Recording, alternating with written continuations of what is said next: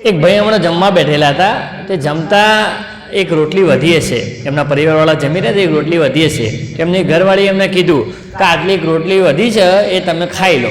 પેલો કે ના ના મારા પેટ ફૂલ થઈ ગયું છે, મારા પેટમાં જગ્યા નથી, મારાથી નહીં ખવાય. આવા બધો બોનો કાઢવા માંડ્યો. પેલી કે આ છેલ્લી રોટલી છે. એની ઘરવાળી કે છેલ્લી છે ખાઈ લો. પેલો કે ના ના છેલ્લી ભલે રહી કે મને નહીં ખવાય. પેલી કે મારી પિયરથી આવેલા બધા દાગીના તમે વેચીને ખાઈ ગયા અને આટલી રોટલી કે તમારથી નહીં ખાવાથી ખાઈ લો. છો નવો નાખતું પેલા છો નવો ખાવા લાગે.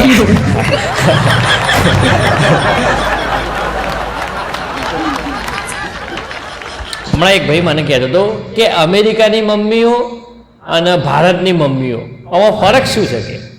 મેં કીધું જો ભાઈ, અમેરિકાની મમ્મીઓ રહી ને એમનાથી એમના છોકરા જ બીવે, અને ભારતની મમ્મીઓ રહી ને એમનાથી એમના છોકરાએ બીવે અને એમના છોકરાના બાપાએ બીવે.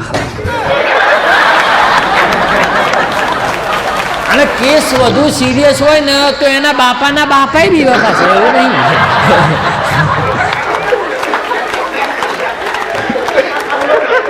હમણાં એક ભાઈ જ્યોતિષ જોડે ગયો ને એટલે જ્યોતિષે હાથની રેખા જોઈ. હાથની રેખા જોઈ જ્યોતિષે ભાઈને કીધું કે ભાઈ તમારા જીવનની અંદર કે ધન બહુ છે, તમારા જીવનની અંદર કે ધન બહુ છે, પણ એ તમારા ઉપયોગમાં નહીં આવે. કે પેલો કે બાવજી હું વાત છે કે તમારી વાત સાચી છે.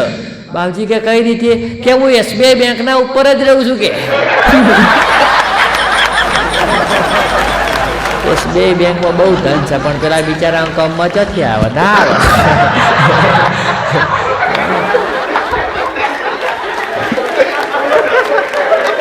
જો તમને મારી તો એવી પર્સનલ સલાહ છે કે તમને હિન્દી બોલતા ના આવડતું હોય તો નહીં બોલવાનું. હમણાં અમારા પાડોશમાં એક ભાઈને એમની ઘરવાળી જોડે ઝઘડો થયો હતો ને, તેમની ઘરવાળીને મનાવવા માટે રહ્યા હિન્દીમાં એક લાઈન બોલે. કઈ લાઈન બોલે? હિન્દીમાં એમ કહેવા જતા હતા કે ઓ મારી પ્રિયતમા સાંભળે છે ને તું, આવું બોલવા જતા હતા કે ઓ મેરી પ્રિયતમા સુન રહી હે ને તું. એમને હિન્દી બોલતા આવડ્યું નહીં, એમને જઈને ઠપકાર્યું ઓ મેરી પ્રેત આત્મા સુન રહી હે ને તું. મારું એમ કેવું છે કે હિન્દી બોલતા ના આવડતું છો એવું.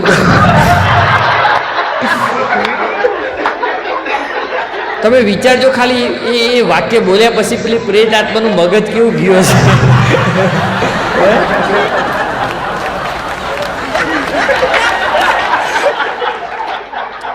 જો આ માઇકની અંદરથી હું તમને જે બોલું ને, અમે વિડીયોમાં જે બોલતા હોઈએ, અમે કાર્યક્રમમાં જે બોલતા હોઈએ, અમારો હેતુ તમારી ભાવનાને ઠેસ પહોંચાડવાનો ક્યારેય ના હોય સાહેબ. કારણ કે ભાવના કોકની ઘરવાળી એ હોય છે અને કોકની ઘરવાળીને ઠેસ પહોંચાડીએ પછી લોકો ખબર છે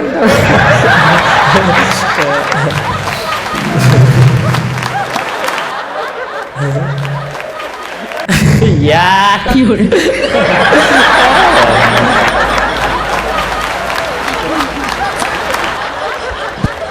અમુક લોકો કહેતા હોય છે ખબર છે કે આજે મને સપનામાં રાજકુમારી આવી, આજે મને સપનામાં રાજકુમાર આવ્યો, આજે મને સપનામાં હું આટલો બધો કરોડપતિ થઈ ગયો, આવું બધું લોકો કહેતા હોય છે. પણ મને ખબર નહીં પડતી કે મને કેમ એવા સપનામાં નહીં આવતા. હું તો સપના આવે સાહેબ, મને તો તમને એવા જ આવતા છે. મને સપના આવે તો ઘાટ આવે તો પોલીસ ઉપાડીને લઈ ગઈ હોય, કાં તો હું 10મા મારેથી ગુલામટીવાની ભોય પડ્યો હોય.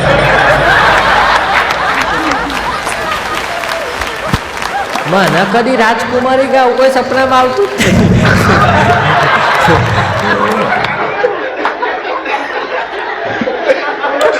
હમણાં એક છોકરું છે ને જીદ કરતું હતું એના પપ્પા જોડે કે પપ્પા મારે વાંદરા ઉપર બેસવું છે, મારે વાંદરા ઉપર બેસવું છે, મારા વાંદરા ઉપર બેસવું છે, મારા વાંદરા ઉપર બેસવું જ છે. એટલે એના પપ્પા કે વાંદરા ઉપર ના બેસાય. પેલો કે ના ના મારે બેસવું જ છે. એટલે ભાઈ હતા ને એમની ઘરવાળીને કહેતા હતા કે જોજે તારો છોકરો કે વાંદરા ઉપર બેસવાની જીદ પકડીને બેઠો છે. કે એટલે એની ઘરવાળી કે ખબર છે કે એને કે તમે થોડી વાર તમારા ઉપર બેસાડશો ને તો તમે નાના નહીં થઈ જાઓ. કે બિચારા ભાઈને બોલો વાંદરાના તોલે કરી નાખ્યા.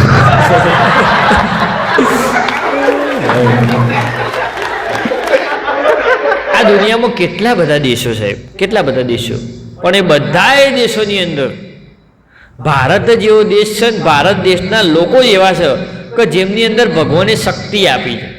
કઈ શક્તિ? આપણે એકલા જ એવા છીએ કે આપણે સાહેબ રેલવે સ્ટેશન ઉપર જઈને ધારો કે કોઈ ટ્રેન 7:30 આવતી હોય ને તોય આપણે પૂછીએ કે 7:30 વાળી પેલી 7:30 વાગે ટ્રેન આવે છે એ કેટલા વાગે આવવાની છે? એટલે 7:30 વાળી ટ્રેન 7:30 વાગે જ આવે, આપણને ખબર છે પણ તોય આપણને પૂછવા જોવે કે કેટલા વાગે આવશે 7:30 વાગે વાળી ટ્રેન? એટલે 7:30 જ આવે.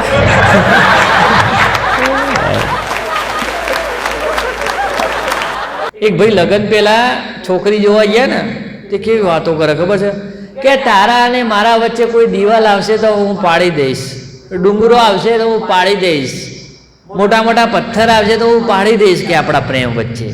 આ તો લગ્ન પછી ખબર પડી કે ભાઈ તો જીસીબીના ડ્રાઈવર છે. જૂના મકાનની દિવાલો ડુંગરો કોતરવાન પથ્થરો કાપવા જીસીબી લઈ જશે.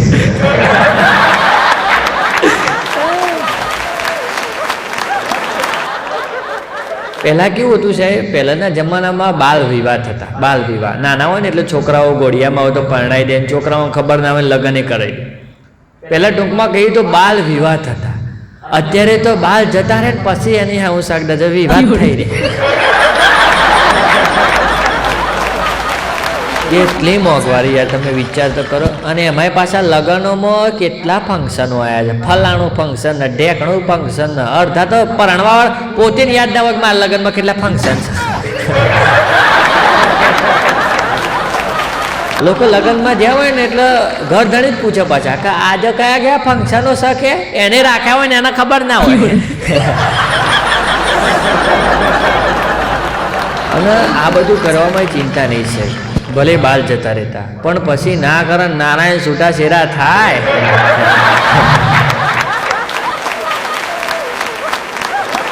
બધો ખર્ચો ધોવાઈ જાય ગંગાના ઘાટે.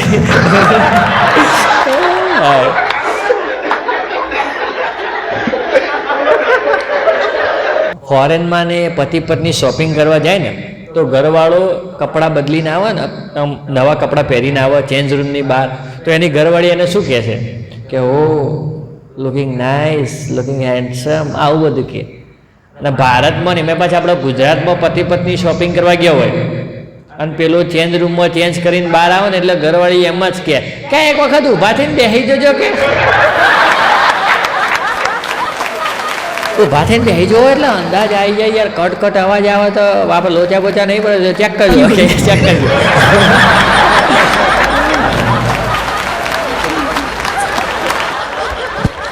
હમણાં વડોદરા હાઈવે પર હું જતો હતો તે મારા આગળ એક ભાઈએ હતા ને એમની પોલીસે ગાડી ઊભી રાખી. તે પોલીસે પૂછ્યું કે ભાઈ બોલો તમારી ગાડી ગેસ ઉપર છે? પેલો કે ના. તો કે પેટ્રોલ ઉપર? તો કે ના. તો કે ડીઝલ ઉપર? તો કે ના.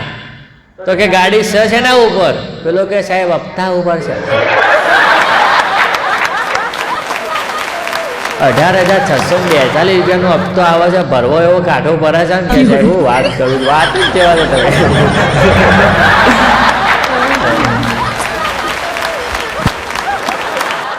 એક ભાઈબંધ કે બબલું કે હાલો રેલવે સ્ટેશન ઉપર લોચું તો કે લાગે છો. મેં કીધું કેમ લે?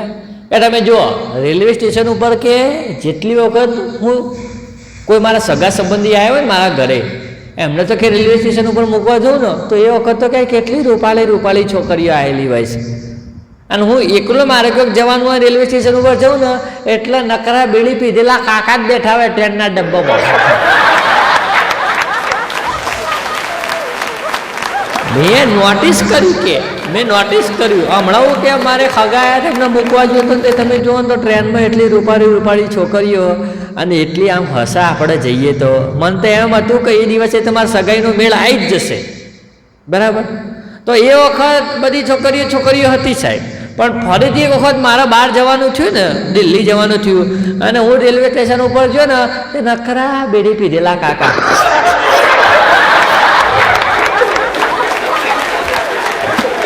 કાકો તો કે મને આમ કે લે બીડી પીવો કે અલ્યા કીધું નહીં પીવી કાકા, નહીં પીવી.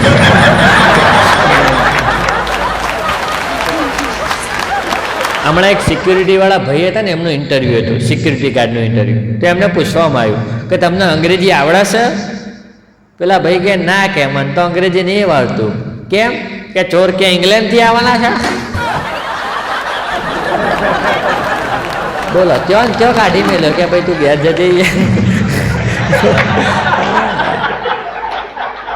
ભાઈની વાત તો સાચી છે, ચોર થોડા ઇંગ્લેન્ડથી આવે યાર. સિક્યુરિટીમાં અંગ્રેજી આમ તો હા હો, અત્યારના જમાનામાં જો વાત બરાબર છે. અત્યારના જમાનામાં હું બધી એન્ટ્રીઓ પાડવાની હોય ને, આ ને તે ફલાણું ઢીકણું બધા બહુ નાટકો હોય. એટલે અત્યારના જમાનામાં ઇંગ્લિશ આવડવું જુઓ. વાત સાચી છે તમારી, સોરી.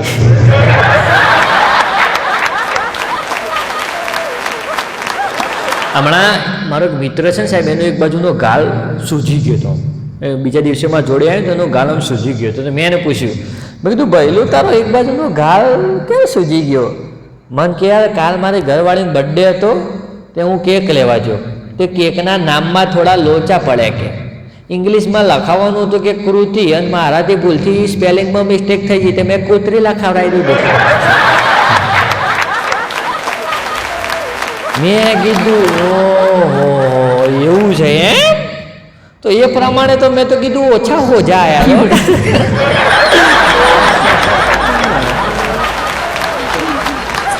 તમે ઘરવાળીનું નામ કૃતિ હોય કોતરી લખાઈને જો, એ પ્રમાણે મેં કીધું ઓછા ઓછા જ છે, બર્થડે બરાબર ઉજવાય ને કીધું.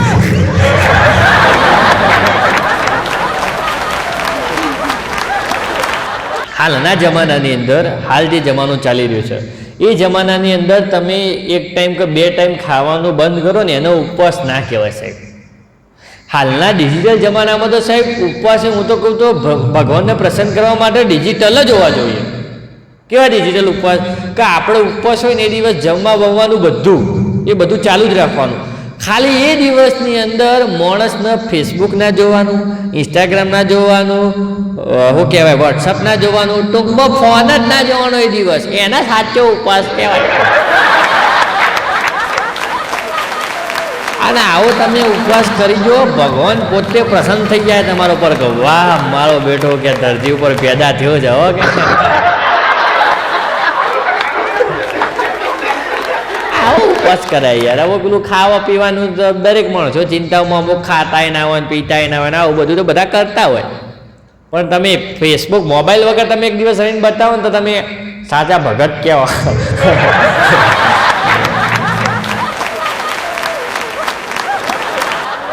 હમણાં છે ને એક છોકરું એના પપ્પાને કહેતું હતું કે પપ્પા આ વખતે કે અમારા ક્લાસ ટીચર એટલા મસ્ત આવ્યા છે કે એટલા સુંદર છે કે એમની બોલવાની સ્ટાઇલ એટલી મસ્ત છે કે. એટલે છોકરાના પપ્પા છોકરાને શું કહેવા છે ખબર છે કે બેટા ટીચર હોય ને ટીચર એ કે મા સમાન હોય, તારા એમના વિશે આવું બધું ના બોલાય. તો છોકરું કે હા બાપા તમે એમાં તમારું સેટિંગ ગોઠવો કે હો ગોઠવા સેટિંગ કે તમારું કે 48 વર્ષના થયા તોય હજુ સુધરતા જ નહીં કે તમે તો યાર. જોજે મમ્મી આમાં પપ્પા જોજે કે હજી સુધી મારા બેનનામાં લમડું વાળું કે